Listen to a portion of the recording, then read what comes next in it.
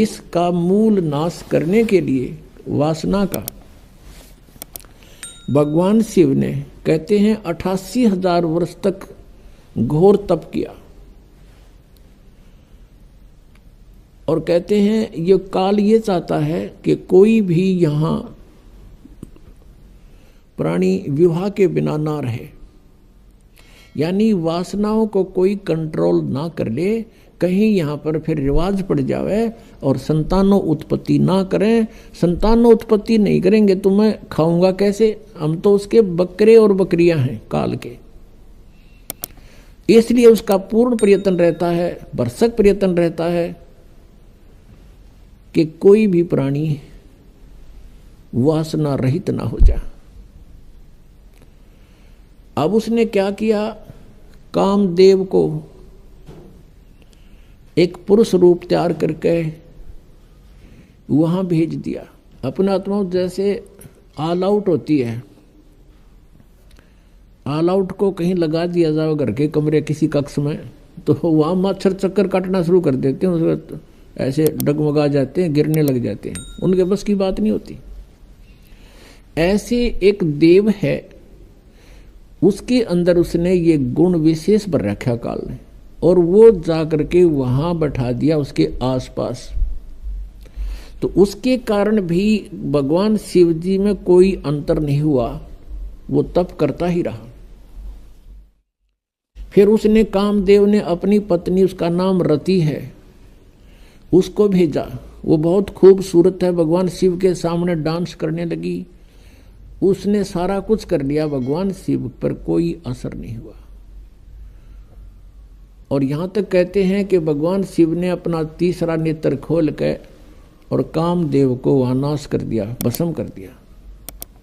तो फिर ये सब काल के जाल हैं जो ब्रह्मा विष्णु महेश के भी समझ में नहीं आई थी ये बातें। भगवान शिव ने सोच लिया कि मैं अब वासना रहित हो गया, अब ना रहेगा बांस ना बजेगी बांसुरी, ऐसा काम कर दिया। वहां से चल पड़े, अपना आराम से विचरने लगे, घूमते रहते हैं, बैठते हैं, फ्री आराम से रहते हैं। अब काल ने सोचा भैया तो बात बिगड़ेगी, दूसरे और देखम देखा ये ऐसे ही फिर बैठ जाएंगे हठ योग करने के लिए, यह तो बात बनी नहीं। कहीं औरों की भी रुचि ना हो जाए, हम भी भगवान शिव जी की तरह से वासना रहित होएं। क्योंकि सभी ऋषि महर्षि जब साधना की तरफ चलते हैं, ये पांचों विकार इनकी गुद्दी में आ बैठते हैं, पहले से अधिक प्रभावित हो जाते हैं। तो सभी ने ये चेष्टाएं की थी कि किसी ना किसी तरह पहले इन्हीं राक्षसों को नाश करें और फिर भक्ति करें। ये भी काल का जाल था, बिना ज्ञान के डले नहीं डोए। तो अब भगवान शिव जी की कथा को पूरा करते हैं, फिर ऋषियों को लेंगे। अब क्या हुआ, अब काल ने ब्रह्म ने सोचा ये और व्यक्ति नो सोच बैठेंगे ऋषि महर्षि, भगवान शिव ने तो कर दिया काम, ये तो वासना रहित हो गया और हम पीछे रह गए, कहीं वो भी जा समाधि लावें, इस तो पहला कर दूं काम। कुछ दिन के बाद शिव जी के अंदर प्रेरणा भर दी काल ने कि सुना है हमने कि जब सागर मंथन किया था उस समय विष निकला था, उस विष को मैंने पान कर लिया था, पी लिया था, जिस कारण से मैं अचेत हो गया था। और जो बताते हैं उसमें से अमृत निकला था या शराब निकली थी, दारू मदिरा, 2 कलश निकले थे। राक्षसों ने अमृत का कलश उठा लिया था और राक्षस यदि अमृत पी जाते तो अमर हो जाते। इसलिए भगवान विष्णु ने एक मोहिनी रूप बना के एक स्त्री का और राक्षसों में जाके डांस किया था। कहते हैं बहुत सुंदर थी वो मोहिनी रूप में, भगवान बड़े सुंदर लग रहे थे और राक्षस मोहित हो गए थे। राक्षसों से वो अमृत का कलश सिर पे रख के डांस करती करती उनको मदहोश कर दिया था। वो कलश दूसरी तरफ पकड़ा दिया था और मदिरा का कलश सिर पे रख के वापस उनको दे दिया था। तो उसमें भगवान विष्णु कहते हैं मोहिनी रूप में बड़े खूबसूरत लग रहे थे। अब भगवान शंकर के मनमाई के भगवान विष्णु के पास चलते हैं, क्यों ठाली हो गया था ना पार्वती साथ में, तो चलो वहाँ बातचीत करते हैं और उनसे वो रूप देखूंगा। अब मैं होश हवास में हूँ भाई, उस रूप को पूछूंगा कैसा रूप था, एक बार बना के दिखाओ। इस उद्देश्य से भगवान शिव जी आगे विष्णु जी के लोक में और बैठ गए उनकी पौड़ी में आके, उनके गेस्ट रूम में बैठ गए। विष्णु जी पता लगा अंदर से आए, कुशल मंगल हुई। कुछ देर के बाद भगवान शिव ने अपना उद्देश्य जाहिर किया, प्रकट किया कि मैं इस उद्देश्य से आया हूं। मैंने सुना है कि आपने सागर मंथन के समय एक बहुत सुंदर मोहनी रूप बनाया था। भगवान मैं देख नहीं सका था, आज कृपा मुझे वो रूप बनाकर दिखा दो। भगवान विष्णु हंसने लगे कि हे भोलेनाथ, वो तो कोई सर्कमस्टांस थे और जब वो बनाना पड़ गया, ये बताओ नहीं रूप बनाऊं, कोई बात हुई या मुझे शर्म लगेगी। अब भगवान शिव जी कहने लगे कि जब तक आप मुझे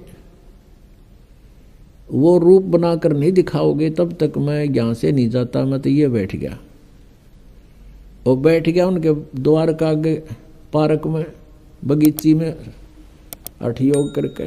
भगवान विष्णु ने सोचा कि 88,000 वर्ष तक ये उड़ा बैठ के आ गए, अरे भी इसने चमटा गाड़ दिया, ये उठे नहीं। इससे पीछा छुटवाने के लिए भगवान विष्णु ने कहा, वहाँ तो उनसे कहा कि नहीं ऐसा नहीं हुआ करता, ये मुझे शर्म आती है, मैं नहीं ऐसा कर सकता। यूँ कह के अपने घर में अंदर चले गए महल में।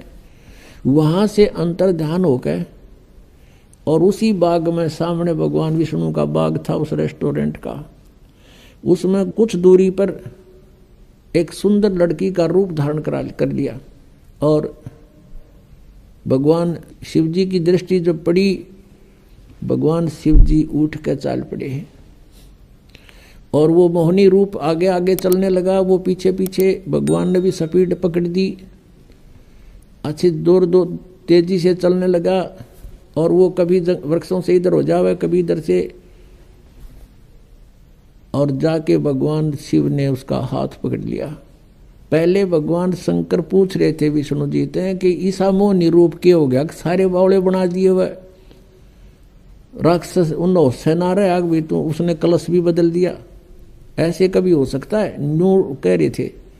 तो जब उसने देखा भगवान शिव जी नो सीधे चल पड़े, लड़की तो ऐसे ऐसे चल रही है छड़ों से कांटों से बच के, और भगवान शिव जी सीधा कांटा में गौ लिया बाईपास, और जाकर उस लड़की का हाथ पकड़ लिया।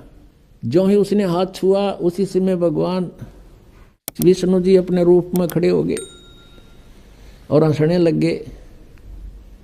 अग भोलेनाथ उनको नो मूर्ख बना दिया, जैसे तने काटे भी ना दिखे, माँ छड़िया में कहा गया सीधा। और उधर से वह वासना कित गई, 83,000 वर्ष डरे ढोकाया तू, कहाँ गई वो साधना तेरी।